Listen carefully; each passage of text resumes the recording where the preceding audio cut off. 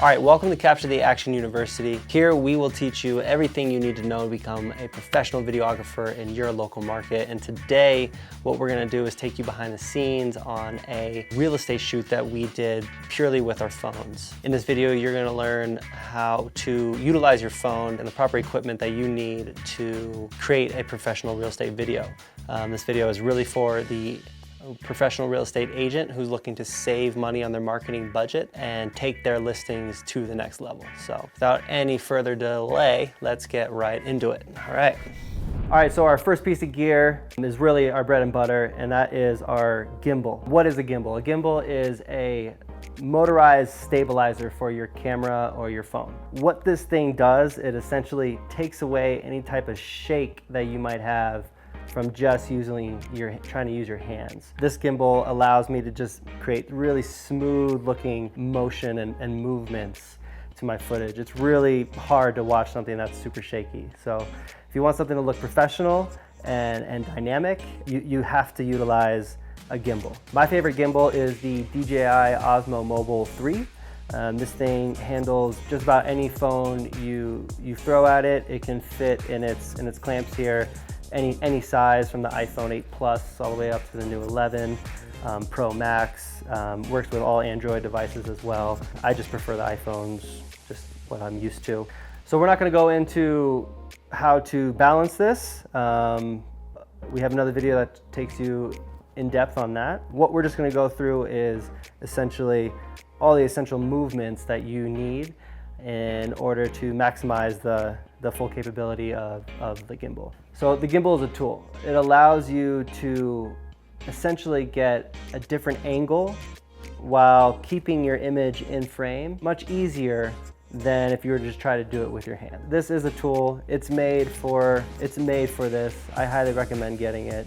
Don't try to skimp on this. If there's one gear you buy from this video, it would be the gimbal. So our next piece of gear here, we have what's called the Luma Cubes, and this is our lighting. So if there's any type of situation where you're in a room that's just too dark, you have a dark corner or whatnot, these little guys are great. For $90, you can get one of these, and it's a very, very professional, high quality light that will really work in any situation. And they're super compact, durable, waterproof. Really couldn't recommend anything else other than these Luma Cubes. So $50 stand here, highly recommend getting that, just so you don't have to utilize what's in the room. Putting the light right on the table won't work quite as well as being able to put it on the stand and control where your light is beaming. All right, without any further delay, let's get right into creating our real estate video, and let's start getting some shots of the house. All right, so let's talk about some of the movements that we need to know in order to shoot a professional real estate video. And there's basically 5 movements you need to know. First one is the push-in, where we're essentially just pushing into a room. I'm not moving the camera side to side or up and down. And then also the reverse of that would be the pull out. So I'm just looking at the room and I'm pulling out of the room. So let's go ahead and do that on this living room that we have right here. Now, one thing to remember with all these movements is that we want to utilize the foreground. We want to utilize some type of object or wall in the foreground. So it gives your footage a little bit more of a dynamic feel.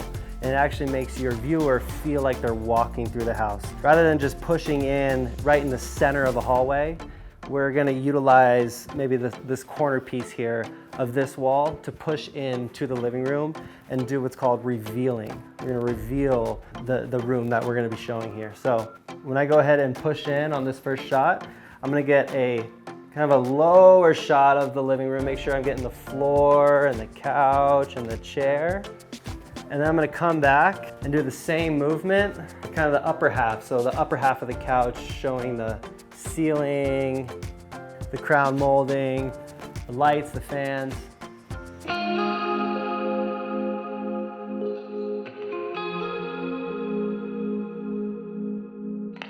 So another really utilized camera movement is the majestic movement, or it's essentially a tilt up or a tilt down.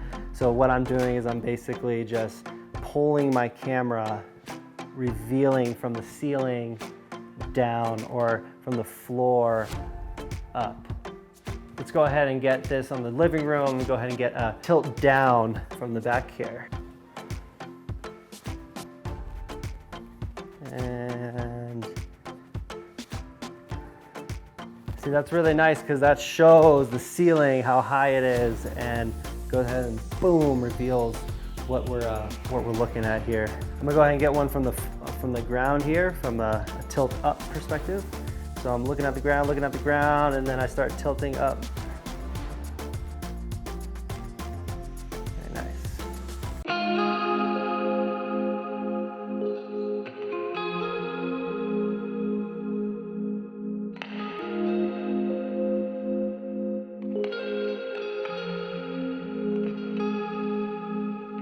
A really popular movement, and that's called the parallax or an orbit.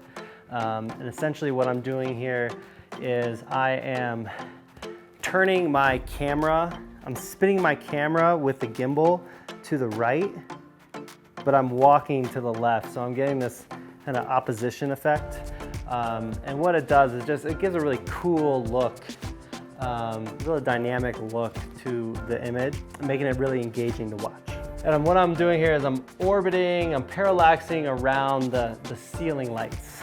And what I'm doing is I'm walking along the wall here. I'm the farthest point back in the room so I can get the most image, you know.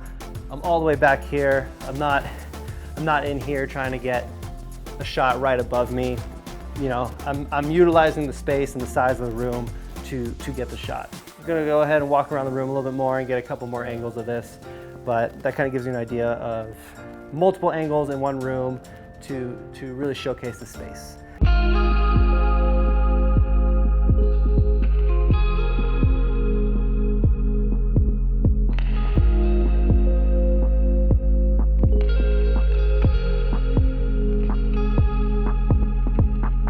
All right, so one of the most important rooms in the whole house is the kitchen. And there's a couple things to remember when we are shooting the kitchen. And really that's perspective. So everyone sees from eye level, right? What we want to do in the video is kind of give a different perspective than just eye level. One way to do that is by shooting maybe at countertop height. So I have the camera down low here, maybe at my belly button. And this is, again, one of the main reasons why I love the gimbal. It allows me to get that lower angle rather than just walking with my phone here. I can keep my phone lower, but still super stabilized. And then I can also get that nice parallax motion by twisting my handle all in the same time. So let's go ahead and show that here as we are walking into the kitchen. So I'm gonna have my camera a little bit lower here. I'm pushing in against that wall right there, spinning and revealing the kitchen all at the same time. And again, we're gonna go ahead and get multiple different angles of this. So we have options in editing.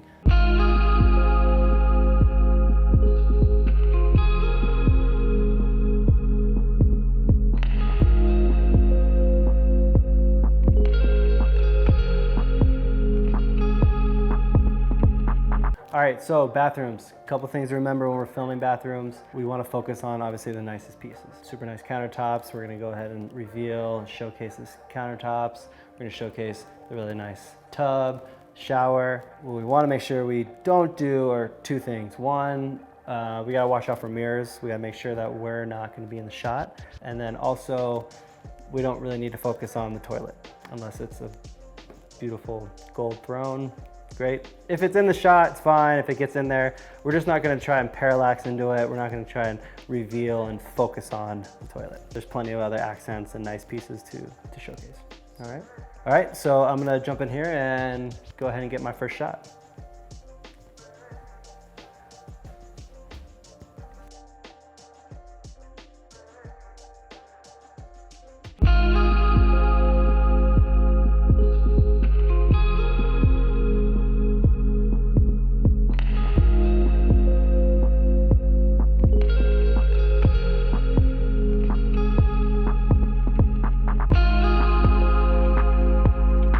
All right, so here's a perfect example of a dark corner. I'm gonna go ahead and show you what it's like filming this shot without any light, and then we'll go ahead and bring in the LumaCubes and kind of show the difference of brightening up that corner. So let's go ahead and run one without any light. Nice. And then let's go ahead and grab our LumaCubes on our stands. Light this corner up. It's kind of a long space that we are brightening up. So I'm gonna go ahead and use 2 of them.